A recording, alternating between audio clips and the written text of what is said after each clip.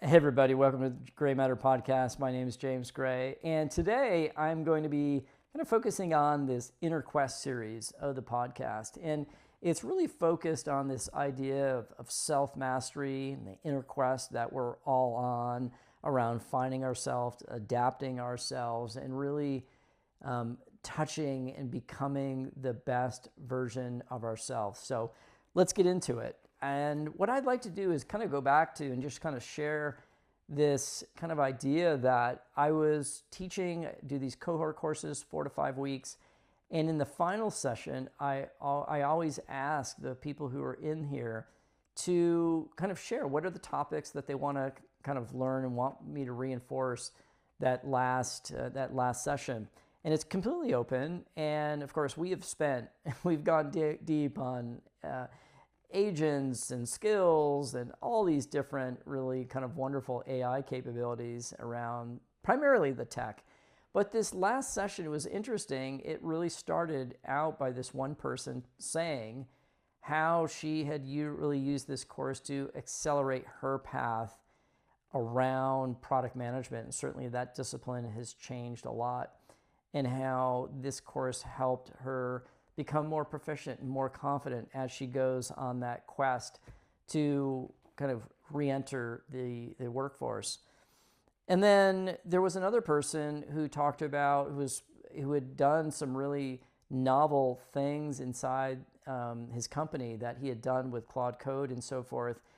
And he said that one day someone in the last week called him a software developer, and how he really took notice on that because he was not a software developer, but someone else had seen him in this new identity, and how at the time, made him somewhat uncomfortable, excited at the time as well, but this is kind of not who he was, at least in the past, and how learning AI was helping him evolve into these capabilities to maybe transitioning who he is and what he's capable at this company or beyond, and opening all kinds of other ideas.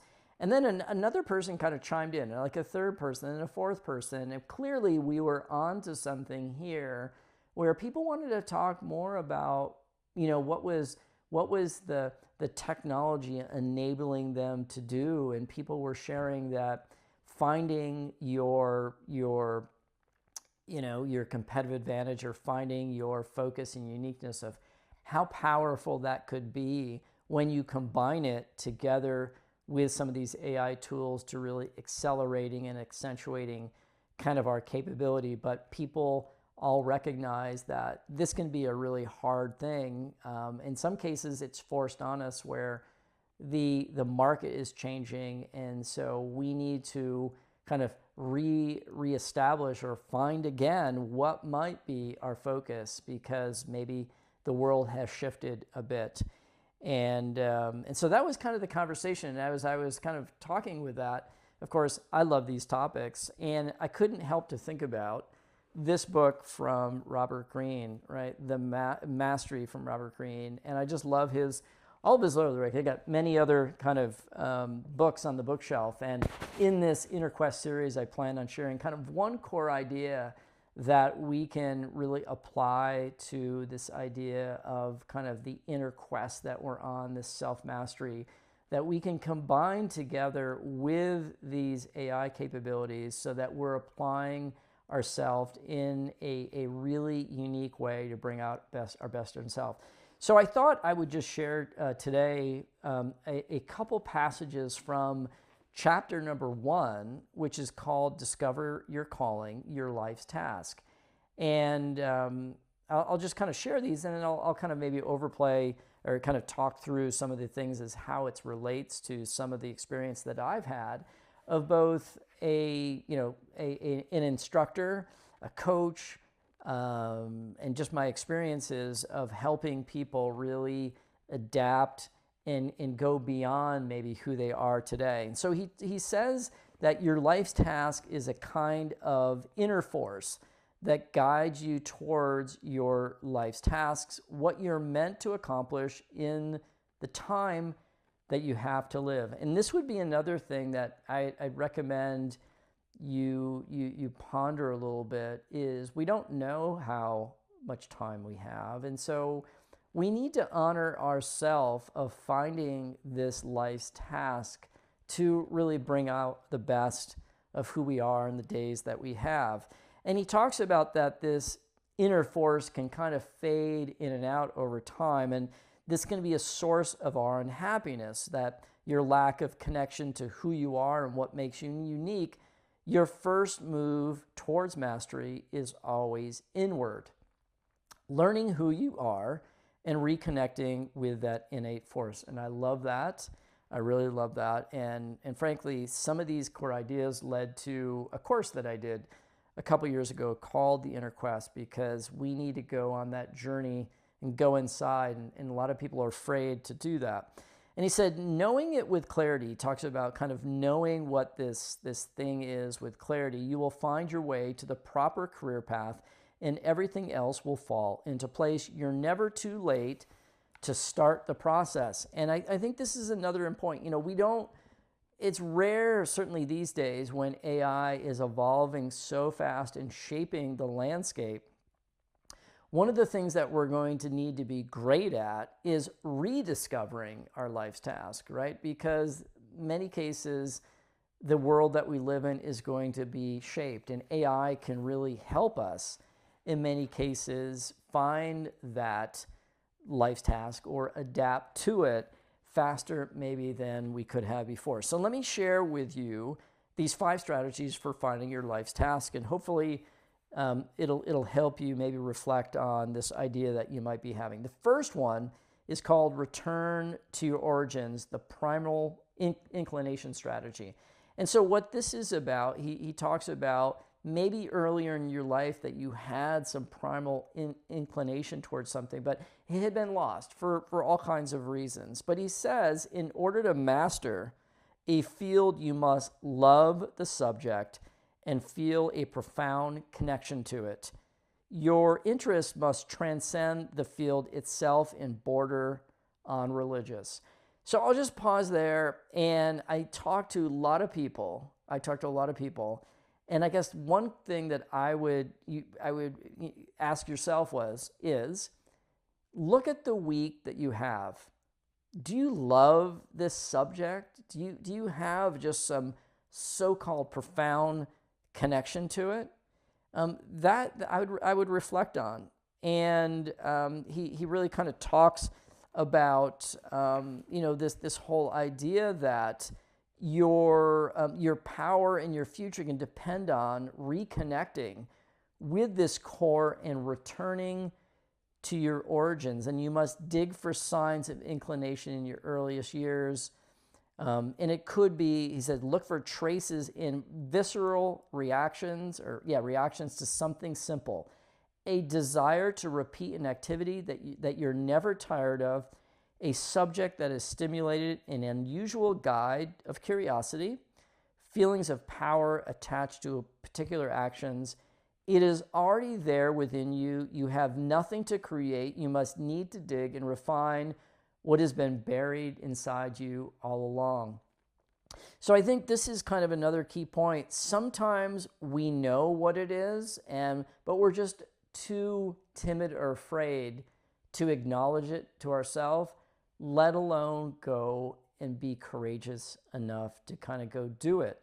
So reflect on that. Do you love this thing that you do? I know that the work that I do over the last 2 or 3 years after my CIO job ended, being an instructor over these last couple of years has been so energizing for me. I spend 10, 15 hours in my office learning, researching, synthesizing, because I love the craft. But I had to spend some time really kind of finding it and then acknowledging that was something that I wanted to kind of evolve into.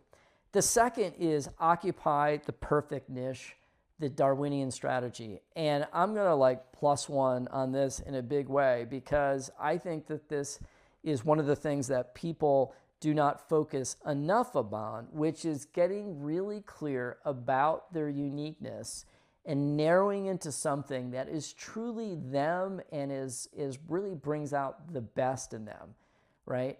And we can go into other career paths and things with all kinds of other people, but the beauty of being able to know that you're in your space, that you're built for something, that you are just doing the work that brings out the best in you is something special. And so he in this kind of second strategy, he says the career world is like an ecological system. People occupy particular fields within which they must compete for resources and survival. The more people there are in a crowded space, the harder it becomes to thrive there. And he says you're seduced into such fields because you see others making a living, treading the familiar path, but yet you're not aware of how difficult such a life can be. The game you want to play is different. Instead, find a niche in the ecology that you can dominate. It is never a simple process to find a niche. It requires patience in a particular strategy, right? And he talks about kind of adapting and narrowing in the field. You'll continue this process until you've eventually hit it upon a totally unoccupied niche. The narrower, the better, and in some ways, the niche corresponds to your uniqueness, right? And I love this, and I think it's so true that, and he talks about being able to combine these fields of knowledge that really, truly make us unique, and, having found a niche that is not crowded with competitors. So think about that. Think about the space that you're currently in, the job, the market, right? And look at what is truly unique about this. The work that I'm doing, is it truly unique? Can somebody else do it? And I think a lot about that. Certainly as I've gotten older, this thing that I'm doing, could other people do it? If so, I'm not honoring myself with this true uniqueness. Third strategy, avoid the false path, the rebellion strategy. And he says that the false path in life is generally something where we are attracted to for the wrong reasons, money, fame, attention, and so on. And this is, what he calls really the, this idea of the false path. And he said, it happens, and a lot of times, for all the wrong reasons. And then he says that our strategy for kind of reestablishing our path must be twofold. First, to realize as early as possible that you've chosen your career for the wrong reasons before your confidence takes a hit. And second, to actively rebel against those forces that have pushed you away from your true path. There could be all kinds of forces, could be friends, family, parents, whatever it is, but we're going to need to resist that and rebel against those forces that have taken us and pushed us towards this false path. Okay, the fourth strategy, let go of the past, the adaptation strategy. And so in here, I love this, right? Where we need to it's this idea of adapting, and this should be a message for everybody. You are not tied to a particular position. Your loyalty is not to a career or a company. You are committed to your life's task, to giving it full expression. And it's up to you to find and guide it correctly. It is not up to others to protect or help you. You are on your own. And I think this is it. There's no one else who lives within us, right? You need to go on this inner quest yourself, to go find, to go search, to be courageous, and to really adapt to kind of go find it. Yeah. Since you're on your own, it is up to you to foresee changes going on right now in your profession. So let's just take a pause there. Think about how AI is radically shaping the field, your profession, right? There's many professions that are being radically reshaped, or some cases eliminated, because of, right, some of these things that are going on. You must adapt your life's task to these circumstances. So the question for you is, given that AI is radically reshaping your field and right the global economy, what are you actually doing? What are you actually doing to adapt to it? Are you resisting it? What actions are you taking? A lot of the people who've I think have come into my course is that they're embracing this thing and they know they need to really embrace it versus kind of push it away. So he says, you must adapt to the circumstances, right? You do not hold on to past ways of doing things because this will ensure you will fall behind and suffer for it. You are flexible and always looking to adapt. If change is forced upon you, you must resist the temptation to overreact and feel sorry for yourself, right? He says you don't want to abandon the skills and experience you've gained, but find a new way to apply them. And I think this is really true, even more so. We have a lot of skills as humans, and it's the fusion of those skills together with these AI capabilities, and we're just reconfiguring them. We are applying them maybe in new ways we would have never, ever imagined. And then this last point on this strategy, remember your life's task is a living, breathing organism. The moment you rigidly follow a plan set in your youth, you lock yourself into a position and the times will ruthlessly pass you by. So this idea of adaptation, it's one of his laws, law 48 in the book. He saves the best for last, that we all need to be formlessness and adapt. Okay, the fifth strategy, and I'll leave you with this, find your way back, the life or death strategy. And this is that, when we've kind of deviated from the path that we've kind of followed, it's because we didn't comply with something that was deep within us, right?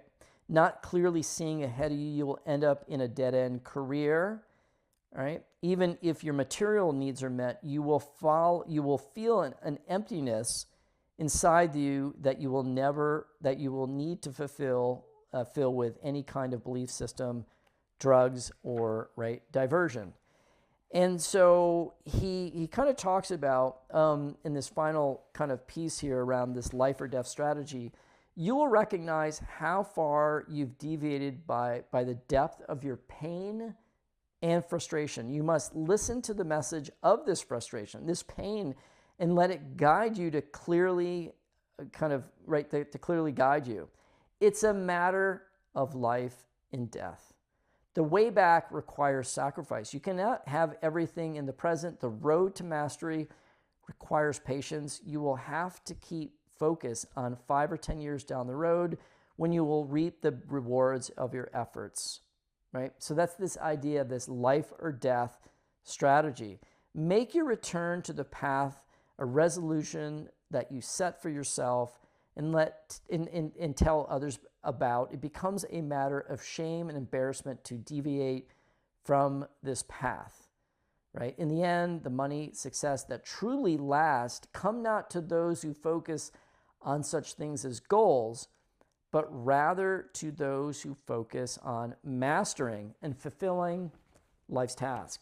So I hope those kind of nuggets helped as you're thinking about how you might be adapting your craft in this rapidly changing kind of ecosystem, whether it's your job, your company, or so forth, that being able to touch and really almost honor and touch what is that life's task can be so energizing. But we do need to have some discipline. We do need to go on this inner quest, to go be brave enough to go explore it, but even more braver, more courageous to go and actually live it. So I'd love to hear some comments. If this resonates with you, I'd love to kind of hear your feedback as you're thinking about your life's task and this one life you have. And I'll be back hopefully sometime in the next day or two with another nugget for us to talk about. All right, take care.